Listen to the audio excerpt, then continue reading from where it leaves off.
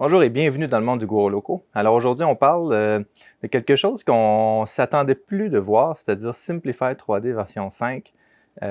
Plusieurs d'entre vous le savez, je suis un fan de Simplify 3D depuis des années. Ben, j'étais un fan il y a plusieurs années. Alors, quand il y avait juste Cura et Simplify 3D était révolutionnaire.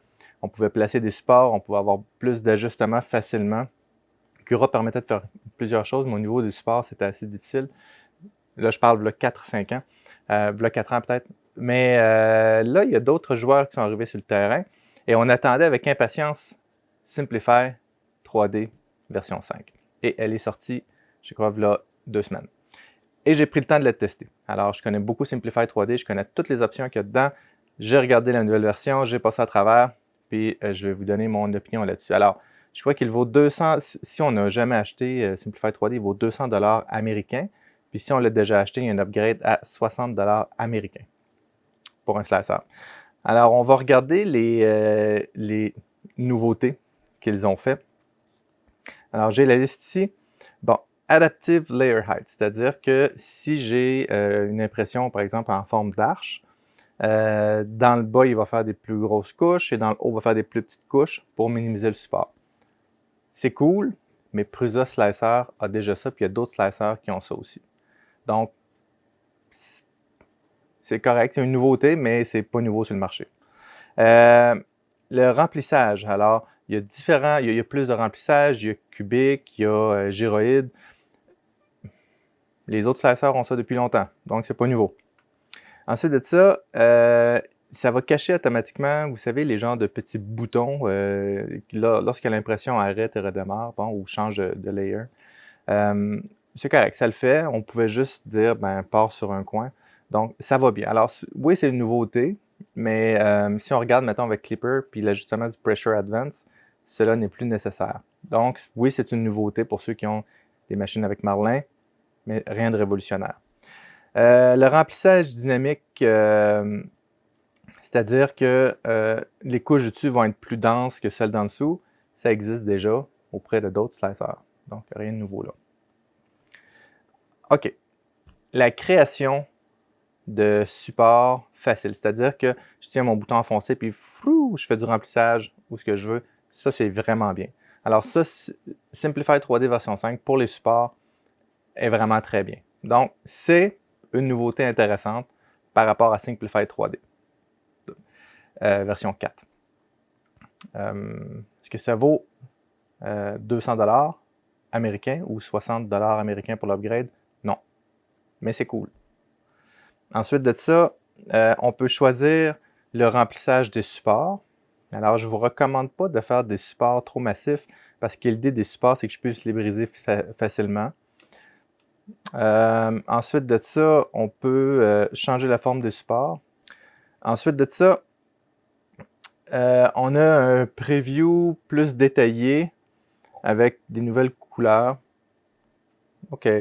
C'est bon, le contrôle 3D, alors on peut utiliser plus de périphériques, mettons une souris sphère pour le contrôler, c'est correct. Intégration avec le CAD, alors ça peut être de quoi d'intéressant, c'est-à-dire si j'ai une pièce que j'ai dessinée dans un logiciel de CAD, puis j'ai le STL, puis je fais une modification, il peut updater la pièce, seulement que la pièce qui a été modifiée. OK. Automatic Mesh Repair, autrement dit, si j'ai un problème dans un STL, il va le réparer automatiquement. Les autres slicers font ça aussi. Performance, j'ai pas vu que c'était hallucinamment. Oui, c'est plus performant que la version 4, mais par rapport aux autres slicers, que ça prenne 10 secondes slicer une pièce ou que ça m'en prenne 15, ça me dérange pas vraiment. Donc, il faut dire que mon ordinateur est performant aussi, là. OK, il y a des options de customisation pour, par exemple, des bus 3 en 1, des choses de même. Le multi-extrusion de Simplify 3D va bien. Au niveau des tours de purge, ils ont amélioré 2-3 trucs, mais pas énormément. Je crois que Prusa Slicer, pour tout ça, pour le multicouleur, Prusa Slicer fait un vraiment meilleur travail. Ensuite de ça, écoutez, Il y a le Dark Mode, c'est-à-dire que je peux avoir le thème sombre. Je peux customiser, personnaliser des hotkeys, là, des raccourcis clavier. La toolbar a été... Tout ça est disponible dans d'autres slacers gratuits. Alors, Prusa Slicer est excellent. Super Slicer est excellent. Ensuite de ça, j'en oublie un. Bref, il y a d'autres slicers. Cura version 5 est vraiment, vraiment bon. Il y a plein de slicers disponibles sur le marché. Bamboo Lab Studio qui s'en viennent avec l'intégration de d'autres imprimantes. Déjà, il y a les Bamboo, mais il y a aussi les Voron. Il va en avoir d'autres éventuellement.